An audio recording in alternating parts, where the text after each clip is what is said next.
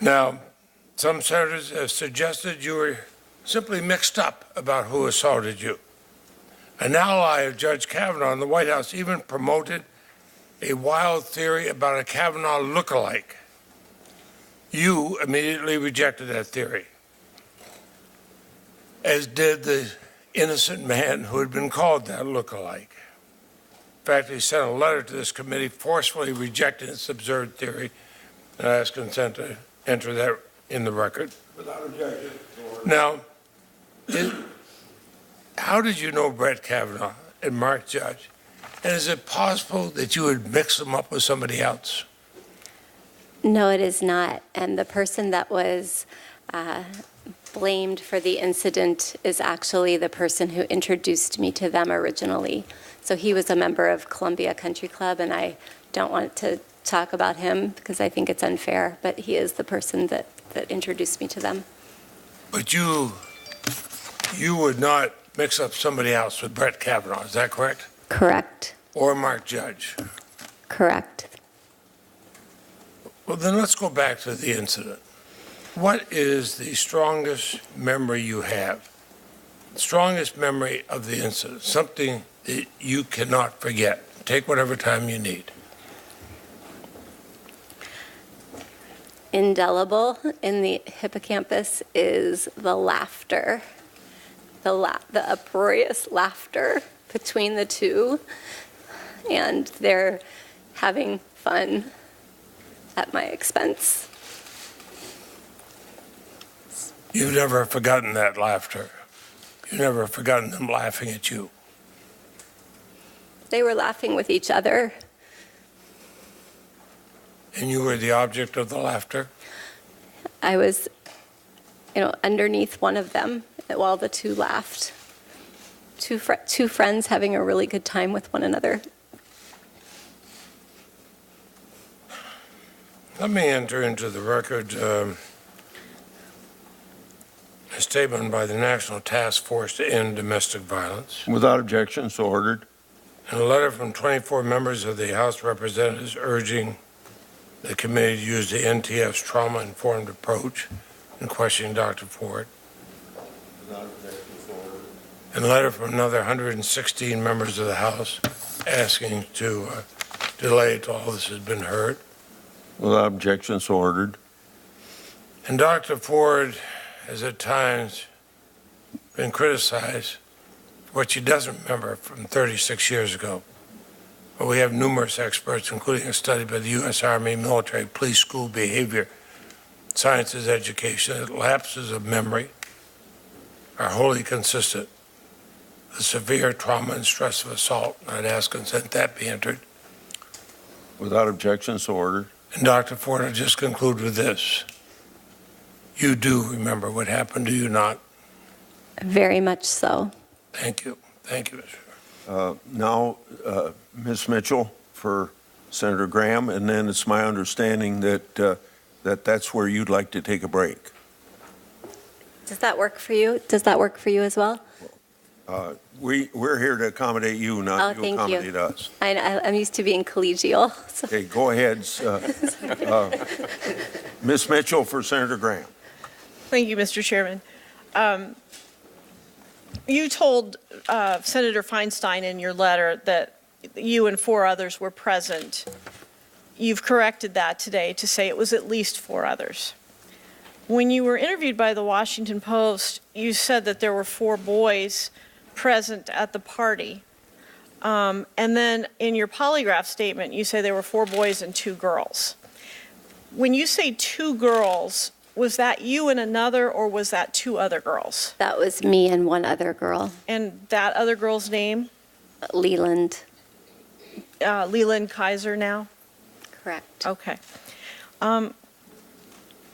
So then would it be fair to say at least PJ, Brett Kavanaugh, Mark Judge, Leland Ingram at the time, and yourself were present, and possibly others? And one other boy. So there were 4 boys. I just don't know the name of the other boy. So. Have you been contacted by anybody saying, hey, I was at that party too? No, I haven't talked with anyone from that party. Okay. Now, you've been detailed about what happened once you got up the stairs, and so I don't need to go through that again. I'm sorry, go ahead. I'm sorry, I just realized that I said something that was inaccurate. I said I hadn't spoken with anyone from the party since that. I've spoken with Leland. Okay. Thank you for correcting that. I thank you. appreciate that. You've gone into detail about what happened once you went up the stairs, so I don't feel like it's necessary to go over those things again. Okay. Okay. Thank you. Have you told us everything that you do remember about it? I believe so, but if there are other questions, I can attempt to answer them. Okay. You said that the music was solely coming from that room, is that correct? Correct. Okay. And it was turned up once the three of you were inside that room, is that correct? Yes. Okay. At some point, do you recall it being turned down? I don't remember if it was turned down once I was leaving the house. I don't remember. Okay. Likely, since I could hear them walking down the stairs very clearly from the bathroom. Okay. And the bathroom Sure. door was closed when you heard this, is that correct? I could hear them very clearly hitting the walls, Okay. going down the stairwell. In fact, in your letter, you said that they went down the stairs and they were talking with other people in the house. Correct. Were you able to hear that conversation? I was not able to hear that conversation, but I was aware that they were downstairs and that I would have to walk past them to get out of the house. Okay. Now, let me make sure we're on the same page. Were you not able to hear the conversation or not able to understand the conversation? I couldn't hear the conversation. I was upstairs. Okay. How do you know there was a conversation? I'm just assuming since it was a social gathering, people were talking. I don't know. Okay. I In your could letter, hear them you- talking as they went down the stairwell. They were laughing and Okay. In your letter, you wrote, both loudly stumbled down the stairwell, at which point other persons at the house were talking with them.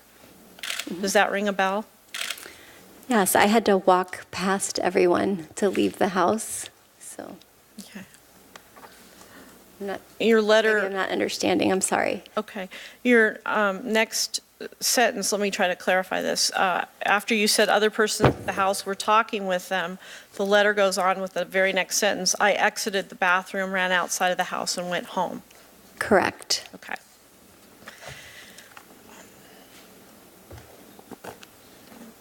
You said that you do not remember how you got home, is that correct? I do not remember, Okay, other than I did not drive home. okay. I'm going to show you, if somebody could provide to you a map of the various people's houses at the time, and if you could verify that this is where you were living at the time. Where I was living at the time? Yes. Okay. Okay. Mr. Chairman, do we have a copy of these documents?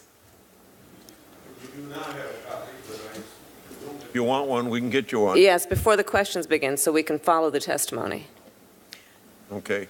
My staff says that we should not provide the copy. No, we will provide the Oh, We will provide the yeah, copies. well, speak plainly with me, please. Oh, sure. I'd No, like to not- see not what you. she's looking at.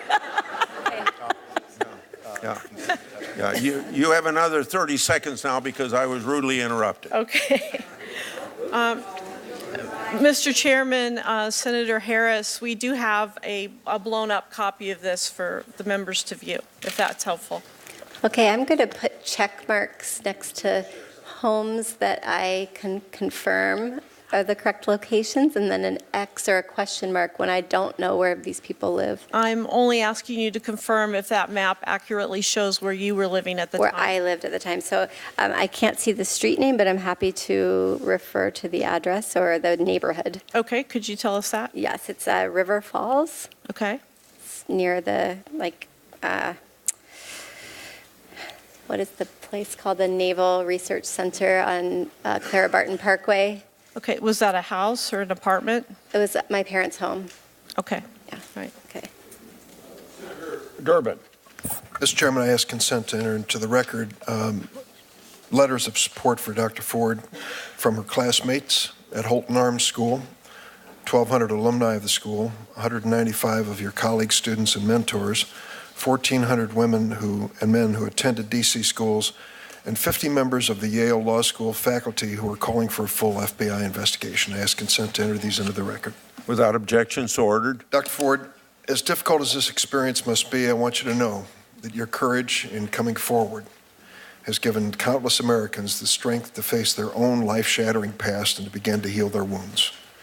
By example, you have brought many families into an honest and sometimes painful dialogue that should have occurred a long time ago.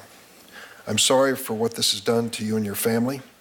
No one should face harassment, death threats, and disparaging comments by cheap-shot politicians simply for telling the truth.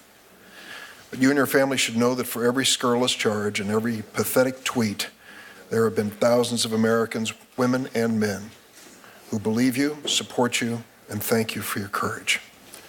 Watching your experience, it's no wonder that many sexual assault survivors hide their past and spend their lives suffering in pain silence. You had absolutely nothing to gain by bringing these facts to the Senate Judiciary Committee. The fact that you are testifying here today, terrified though you may be, the fact that you have called for an FBI investigation of this incident, the fact that you are prepared to name both Judge Kavanaugh and eyewitness Mark Judge stands in sharp contrast to the obstruction we've seen on the other side. The FBI should have investigated your charges as they did in the Anita Hill hearing, but they did not. Mark Judge should be subpoenaed from his Bethany Beach hideaway and required to testify under oath, but he has not. Judge Kavanaugh, if he truly believes there's no evidence, no witnesses that can prove your case, should be joining us in demanding a thorough FBI investigation, but he has not. Today, you come before this committee and before this nation alone. I know you're joined by counsel and family. The prosecutor on the Republican side will continue to ask questions to test your memory and veracity. After spending decades trying to forget that awful night, it's no wonder your recollection is less than perfect. A polished liar can create a seamless story, but a trauma survivor cannot be expected to remember every painful detail. That's what Senator Leahy has mentioned earlier. One question is critical. In Judge Kavanaugh's opening testimony, which we will hear after you leave, this is what he says: I never had any sexual or physical encounter of any kind with Dr. Ford. I am not questioning that Dr. Ford may have been sexually assaulted by some person in some place at some time. Last night, the Republican staff of this committee released to the media a timeline that shows that they've interviewed 2 people who claimed they were the ones who actually assaulted you. I'm asking you to address this new defense of mistaken identity directly.